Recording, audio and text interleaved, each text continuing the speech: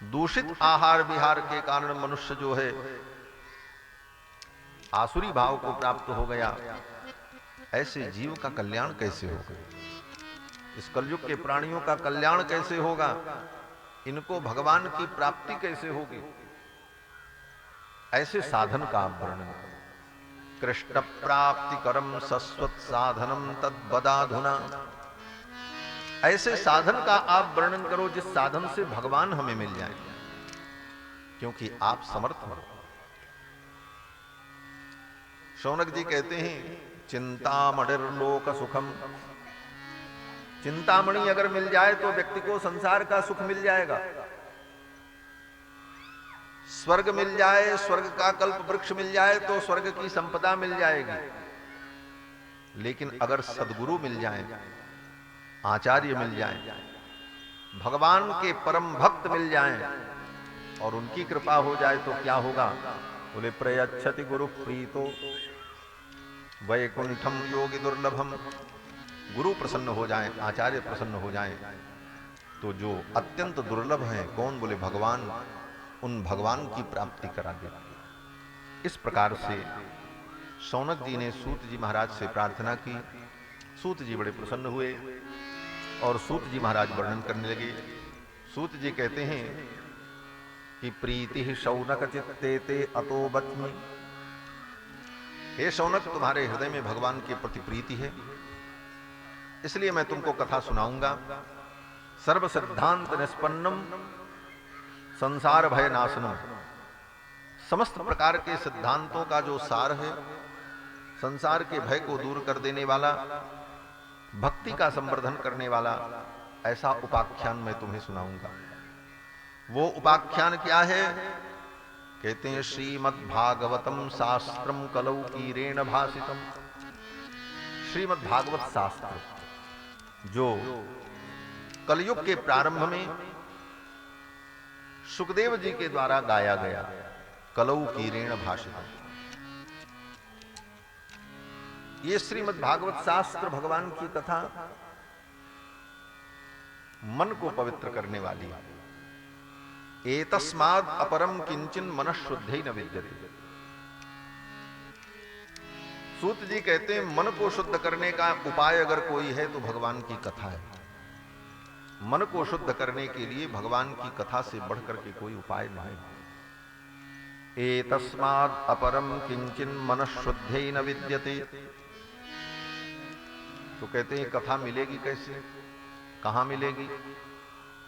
तो कहते हैं कि जन्मांतरे भवेत पुण्यम तदा भागवतम लभेत। जन्मांतर में आपने पुण्य किया है, किसी जन्म का पुण्य होगा, तभी भगवान की कथा सुनने को मिलेगी। अगर जीवन में पुण्य नहीं है, आपने सत्कर्म नहीं किया, आपके जीवन में पुण्य का संचय नहीं है, तो भगवान की कथा सुनने को नहीं मिलेगी। बगल में कथा होगी, आप नहीं सुन पाओगे, प्रपंच में पड़े रहोगे और भगवान की कथा सुनने का अवसर नहीं मिलेगा। भगवान की जब कृपा होगी, कई जन्मों के पुण्य प्रकट होंगे, तब भगवान की कथा सुनने को प्राप्त होगी। जन्मांतरे भवेत पुण्यम तदा भागवतम लभेत।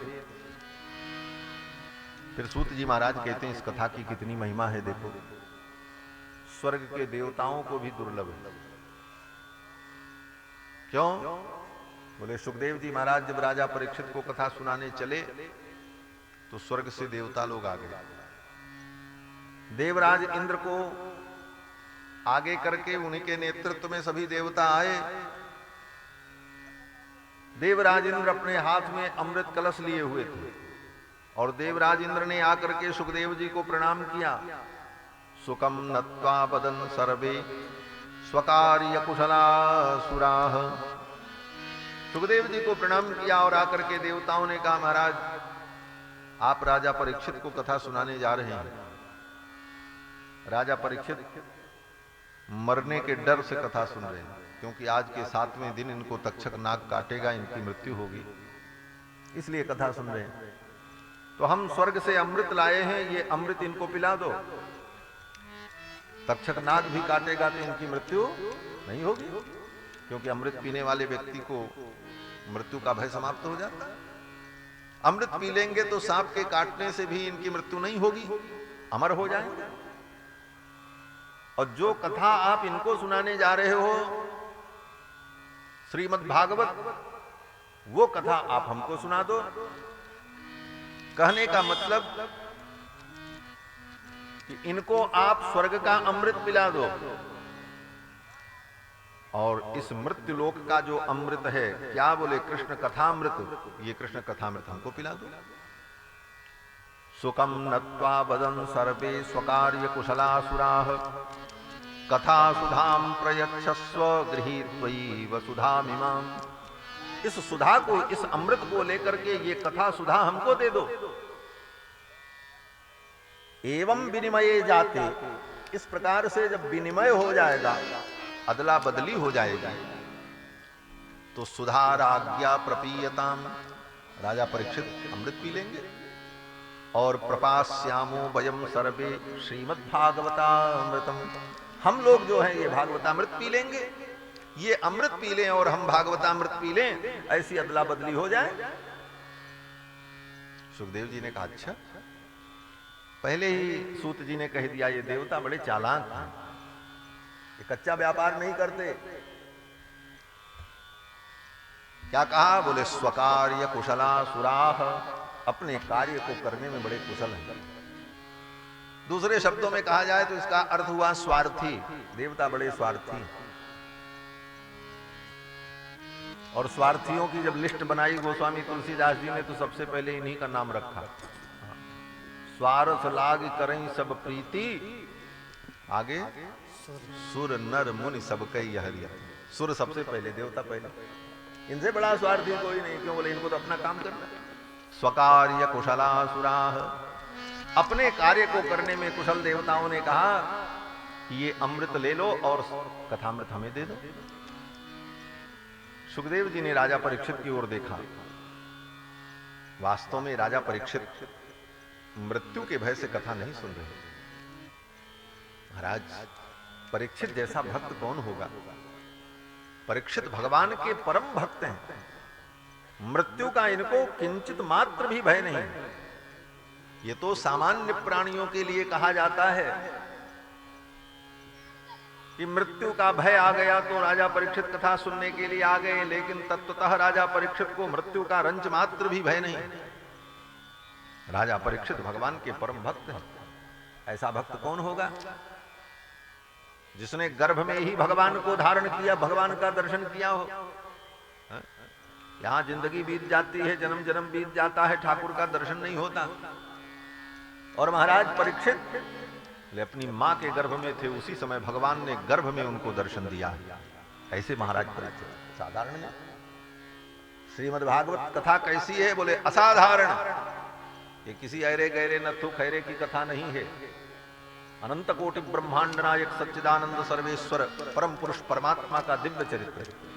और इसको गाने वाले कौन हैं? बोले कोई साधारण नहीं है, महामुनि परम ज्ञानी वीतराग तपोनिष्ठ परमहंस भगवत स्वरूप श्री सुखदेव जी महाराज। कथा अद्भुत दिव्य, जिसको सुनाने वाले भी दिव्यतम और सुनने वाले श्रोता महाराज परीक्षित भी साधारण नहीं, दिव्यतम। इसीलिए गोस्वामी जी ने कहा श्रोता वक्ता ज्ञान निधि कथा राम के गुण। श्रोता भी दिव्य हो, वक्ता भी दिव्य हो, तब कथा का प्रवाह होता है। कथा तो गंगा है, पूछे रघुपति कथा प्रसंगा सकल लोक जग पावनी गंगा।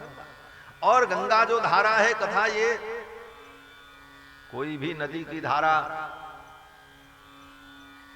तभी प्रवाहित होती है जब उसके दो तट हों, एक तट इधर एक तट इधर, और दोनों तट बराबर हो। हाँ, एक तट ऊंचा हो और एक तट नीचा हो, परिणाम क्या होगा? बोले उस नदी की गहराई खत्म हो जाएगी, सब पानी बिखर जाएगा, पानी उथला हो जाएगा, छिछला हो जाएगा। लेकिन दोनों तट समान हो तब उस नदी की गहराई गंभीर हो, प्रवाह दिव्य होगा, उस प्रवाह को कोई रोक नहीं सकता। उसी प्रकार वक्ता और श्रोता ये कथा रूपी नदी के दो तट हैं, और दोनों जब दिव्यतम होते हैं तब उस कथा की गंभीरता होती है। तब उस कथा में गंभीरता आएगी, तब उस कथा में डूबने का आनंद होगा, तब वो कथा दिव्य रूप से प्रवाहित होगी।